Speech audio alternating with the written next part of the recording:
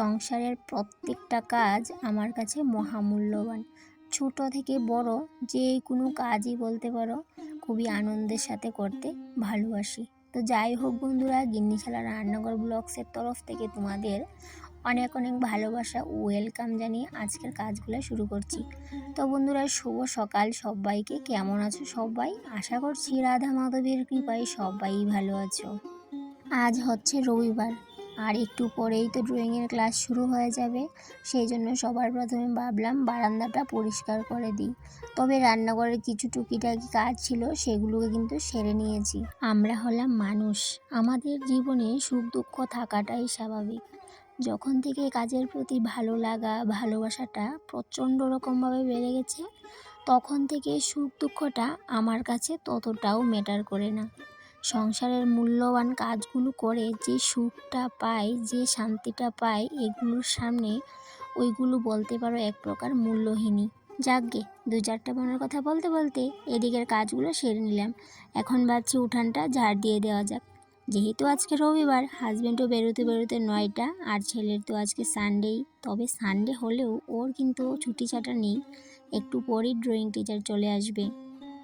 আজকে ভিডিওর মাঝখানে এক একটা করে কমেন্ট পড়ে নেব।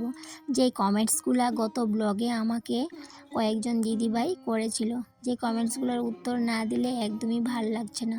তো কিছু দিদিভাই তো আমাকে বলেছে নাম নেওয়ার জন্য, সেই জন্য আজকে ভাবলাম যেহেতু একজন বলেছে তো সবার নামগুলোই নেওয়া যাক।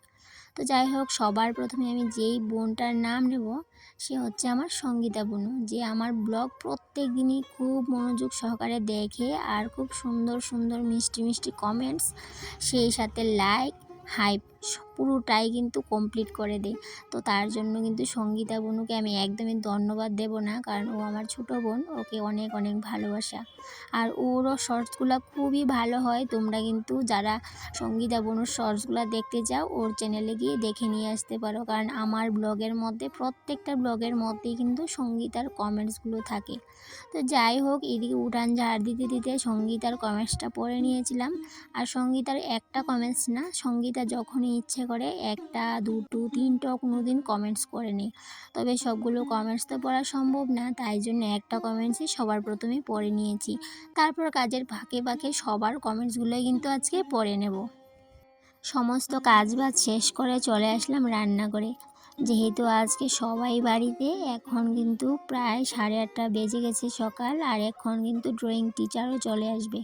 ড্রয়িং টিচার চলে আসে, ফার্স্ট ট্রেনে আসে, সেই জন্য 8:30টার সাথে সাথে কিন্তু বাড়িতে ঢুকে যায়। এদিকে ভাবলাম যেহেতু আজকে রবিবার, রবিবার মানেই তো বাঙালি বাড়িতে দেখবি মাছ মাংস আলাদা এক্সট্রা টিফিন করা, কারণ রবিবার মানেই তো সবার ছুটি। সেই জন্য তো আমার কাছেও কিন্তু আজকে ছুটিই মনে হচ্ছে। তবে আমার কাছ থেকে তো আর আমার ছুটি নেই, কিন্তু ওই যে খাওয়ার ব্যাপারটার দিক দিয়ে তো আমি কিছুটা করেই দিতে পারি, যেহেতু আজকে অনেকটাই সময় আছে হাতে। সেই জন্য ভাবলাম আজকে স্পেশাল করে ওদেরকে একটু সুজিটা বানিয়ে দিই। সেই জন্য ঘি দিয়ে ভেজে দুধ দিয়ে সুজিটা আজকে করে নিয়েছি। তবে দুধটা অল্প থাকার কারণে সুজিটার মধ্যে কিন্তু সমস্ত সুজিটা আর হয়নি, যেটুকু দুধ ছিল সেই জন্য একটু জল দিতেই হয়েছিল। তবে আজকে সুজির মধ্যে চিনিটাও কিন্তু বেশি দিয়ে দিয়েছিলাম, সেই জন্য আর নিজের জন্য সুজিটা নিলাম না। পরে অবশ্য একটু মুখে দিয়ে দেখেছিলাম, প্রচণ্ড প্রচণ্ড মিষ্টি হয়ে গেছিলো।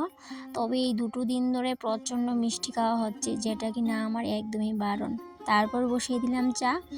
তো এই যে প্রথমে ভাবলাম যে চাটা আজকে আর খাবো না, কিন্তু ভাবলাম ওই যে রবিবার, আজকে রবিবার মানেই তো আজকে একটু বসিয়ে জমিয়ে আড্ডা করে চাটা খাওয়া যাবে, যেহেতু হাজব্যান্ডও বাড়িতে আছে আর ওর সাথে চা খেতে ভীষণ ভীষণ ভালো লাগে। প্রত্যেক দিন আর কিন্তু চাটা একসাথে খাওয়া হয়ে ওঠে না, যেহেতু সন্ধ্যের বেলাও তো অনেকটা দেরি করে বাড়িতে আসে, আর সকালবেলা তো তাড়াহুড়ো করে বেরিয়ে যায়।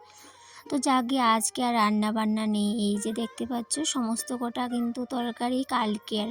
তো এই তরকারিগুলো রাতের বেলা করেছিলাম, আর দুপুরবেলার ডাল ছিল কিছুটা। আজকে আর রান্না করব না, এইটুকুই। কেন রান্না করব না সেটাও তোমাদের সাথে শেয়ার করব। তো যেটুকু তরকারি ছিল সেগুলোকে গরম করে করে এইভাবে বাটি করে করে রেখে দিয়েছি। আর যে বাসনগুলো বেরিয়েছে সেগুলো সমস্তটা ধুয়ে মেজে নেব, কারণ একটা কারণ আছে আজকে। এই যে তরকারিগুলোকে এইভাবে করে ছোট্ট বাটিতে রেখে রেখে দেওয়ার, সেই সাথে আজকে রান্না কেন করব না সেটারও কিন্তু একটা কারণ আছে। সেটাও তোমাদের সাথে শেয়ার করছি যে কাজ করতে করতে। তারপর এদিকে চলে আসলাম, ইন্ডাকশনটাকে ভালো করে মুছে নেব। আর যেহেতু আজকে রবিবার, রবিবার মানেই তো ছুটি, কিন্তু আমার তো ছুটি নেই। কিন্তু আমার ছুটি না থাকলেও আমার তো তেমন কোনো দুঃখ নেই, কারণ কাজ করতে আমি ভীষণই ভালোবাসি, তবে নিজের মতো করে। হাড়খাটুনি কাজ তো আর করতে পারি না, যতটুকু পারি এইটুকু কাজই কিন্তু আমার কাছে ভীষণ প্রিয়ই বলতে পারো। ক্লিনিং করাটা আমার পেশা না, সেটা হচ্ছে আমার নেশা। কারণ নেশা দিয়ে যখনই আমরা কোনো কাজ করি সেই কাজগুলোতে অনেক আনন্দ পাওয়া যায়, অনেক সুখ শান্তি সবই পাওয়া যায়। কিন্তু পেশা হিসেবে যদি কাজ করি সেটাতে কোনো সুখ শান্তি আনন্দ কোনো কিছুই থাকে না আমি মনে করি। তো যাই হোক, সংসারের প্রত্যেকটা কাজই আমার কাছে পূজা। আর এই সংসারটা হচ্ছে আমার পূজার ঘর। তাই জন্য আমি সবসময় চেষ্টা করি আমার এই পূজার ঘরটাকে, একটা ঘর তো না, আছে তো দুটো ঘর, সমস্ত কটা ঘরকে একটু গুছিয়ে গাছিয়ে পরিপাটি করে রাখার। তবে আমার রান্নাঘরটাকে সবসময় একটু ক্লিন করে রাখার বা একটু গুছিয়ে রাখার একটু তাগিদটা বেশিই থাকে। কারণ রান্নাঘরটা না আমার ভীষণ একটা প্রিয় জায়গা, যেই জায়গাটাতে থাকলে আমি অনেকটাই শান্তি অনুভব করি। সেই জন্যই রান্নাঘরের কাজগুলোই তোমাদের সাথে বেশি শেয়ার করে থাকি। তবে আমি শুধুমাত্র রান্নাঘরেই যে গুছিয়ে পরিপাটি করে রাখি, ক্লিন করে রাখি সেরকম কোনো ব্যাপার না, আমি কিন্তু অন্যান্য ঘরগুলাকেও পরিষ্কার করে রাখি। তবে ওই যে প্রত্যেক দিন তো আর পারি না হাড়খাটুনি করতে, এই যে সময় করে কিন্তু অল্প অল্প সময় করে নিতে হয়। তো যাকে যাই হোক, আজকেও ভেবেছিলাম এই র্যাকটাকে এখান থেকে সরিয়ে ক্লিন করব। কিন্তু দেখো আজকেও সেটা হচ্ছে না, বিশেষ একটা কারণে। সেটা তো অবশ্যই তোমাদের সাথে শেয়ার করব। কেন আমি রান্নাঘরটার র্যাকটাকে এখান থেকে সরানোর জন্য বিশেষ মরিয়া হয়ে উঠেছি বলো তো। এই যে বেশ অনেকটা দিন হয়েছে ইঁদুরে এত পরিমাণে মাটি তুলছে, কি বলবো তোমাদের, এত এত পরিমাণে মাটি তুলছে। এমনিতে তো ঝাড় দিয়ে পরিষ্কার করে নিচ্ছি, কিন্তু যতক্ষণ অবধি না এই র্যাকটাকে সরিয়ে ভালোভাবে ক্লিন করছি আমার কিন্তু মনে আর শান্তি পাচ্ছি না। কিন্তু কি করব, আজকেও আর হয়ে উঠবে না। আজকেও না ভীষণ ভীষণ তাড়াহুড়োর মধ্যেই কাজগুলো করছিলাম। আর যেহেতু শীতের বেলা বুঝতেই পারছো, সমস্ত কটা কাজই কিন্তু সময়ের মধ্যে করতে হবে, তাই জন্য কিন্তু আজকে র্যাকটা এখান থেকে সরানো হয়নি। তো এইদিকে র্যাকটাকে সরানোর পর এই যে কৌটাগুলোকে একটু ভালো করে ঘষে মেজে জায়গা মতো রেখে দেব। তবে কৌটাগুলো নোংরা না হলেও কৌটার মুখগুলো না ভীষণ রকমভাবে নোংরা হয়ে যায়। তাই জন্য একটা ছোট্ট কাপড়ের টুকরা দিয়ে ভালো করে মুছে নিচ্ছি। তবে কাপড়ের টুকরোটাকে একটু ভালো করে সার্ফের জলে ভিজিয়ে নিয়েছি, যাতে করে এই যে তেল চিটচিটে একটা ভাব থাকে কৌটার মুখগুলো, সেগুলো চট করে কিন্তু পরিষ্কার হয়ে যায়, আর এই তেল চিটচিটে ভাবটা যেন না থাকে। হাই দিদি, কেমন আছো? আমার নাম সুলতানা। তোমার ভিডিও অনেক সুন্দর লাগে, অনেক ভালো লাগে আমার। সুলতানা বোন, আমি অনেক অনেক ভালো আছি। সংসারের যাবতীয় কাজ নিয়ে ভীষণ চাপে আছি, তারপরেও বলবো ভালো আছি। তুমি কেমন আছো বললে না যে? তোমার বাড়ি কোথায় সেটাও কিন্তু বললে না। আমার এই কথাগুলো যদি তুমি শুনে থাকো তাহলে উত্তরগুলো দিও। সুমাস ডেইলি ব্লগ থেকেও দিদিভাই বলছিলে যে অনেকটা দেরি করে আসলাম। তো যাকগে, যাই হোক দিদিভাই, তারপরেও তো তুমি আসো, কিন্তু মাঝে মধ্যে হয়তো বা আমি তোমার ব্লগ দেখতে পারি না। কিন্তু যখনই আমি তোমার ব্লগগুলা বা কাজগুলা দেখি সম্পূর্ণই দেখার চেষ্টা করি। অনেক সময় হয়তো বা আমি চালিয়ে রেখে দেই, কিন্তু অনেক সময় হয়তো বা মাঝে মধ্যে কিছু একটা কাজ পড়ে গেল, হঠাৎ যদি বদ্ধ হয়ে যায় সেটা কিন্তু আমি পরে দেখে নিই। তো যাই হোক, তোমাকেও অনেক অনেক ধন্যবাদ। সেই সাথে পিডি ফ্যামিলি ব্লগ থেকেও কিন্তু দিদিভাই আমাকে কমেন্ট করেছে যে বাঁধাকপির শাক আজকে দেখলাম ডাকতে নেই। তো হ্যাঁ গো দিদিভাই, আগে আমি যখন ডেকে ডেকে রান্না করতাম তখন কিন্তু বাঁধাকপির শাকটা না কেমন যেন একটু হয়ে যেত, একদম মানে মিশে যেত, ভাল লাগতো না, একদম জল জল উঠে যেত। সেই জন্য কিন্তু এখন যখন ঢাকা ছাড়া খুব অল্প আঁচে করি তখন কিন্তু বেশ ভালোই হয়। তা যাই হোক, তোমাকেও কিন্তু অনেক অনেক ধন্যবাদ। তারপর আছি সুপর্ণা মণ্ডল দিদিভাইয়ের কথায়, যে সুপর্ণা দিদিভাইও লিখেছে ভীষণ ভালো হয়েছে তোমার ব্লগটা। তো যাক গিয়ে, তোমাকেও কিন্তু অনেক অনেক ভালোবাসা, অনেক অনেক ধন্যবাদ এত সুন্দর মিষ্টি কমেন্ট করার জন্য।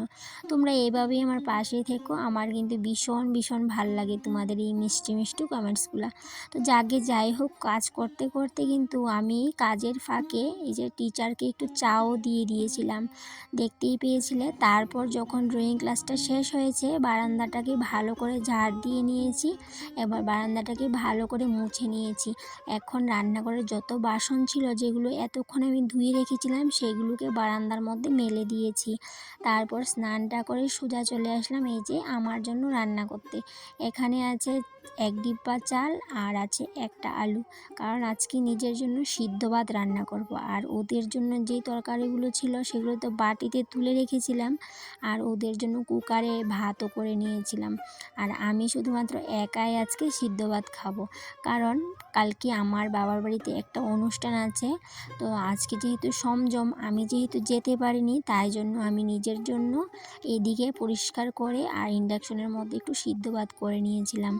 আর ওদের জন্য আমি ওখানটায় ওই তরকারিগুলো রেখে দিয়েছিলাম। তো যাই হোক, এইদিকে দেখো এই যে আলু সিদ্ধ ভাত নিজের জন্য বেড়ে নিচ্ছি। শুধুমাত্র আলু সিদ্ধ ভাত না, সেই সাথে নিয়ে নেব একটু ঘি, সেই সাথে নিয়ে নেব কাঁচা লঙ্কা। তো আমিও খেয়ে নিচ্ছিলাম, আর হাজব্যান্ড ছেলে ওরাও কিন্তু বসে গিয়েছিল। আর এদিকে খাওয়া দাওয়া করে বিকেলবেলা টিউশন আছে, সেটা শেষ করে সোজা চলে যাব সন্ধেবেলায় বাবার বাড়িতে। আর বাবার বাড়িতে কী প্রোগ্রাম পরের দিন সেটা তো পরের ব্লগে তোমাদের সাথে শেয়ার করবই। আর এই আজকের খাওয়া দাওয়াতেই কিন্তু ব্লগটা শেষ করে নিচ্ছি। তোমাদের সাথে আবারও দেখা হবে পরবর্তী কোনো একটা ব্লগে। ততক্ষণে তোমরা ভালো থেকো, সুস্থ থেকো, টাটা।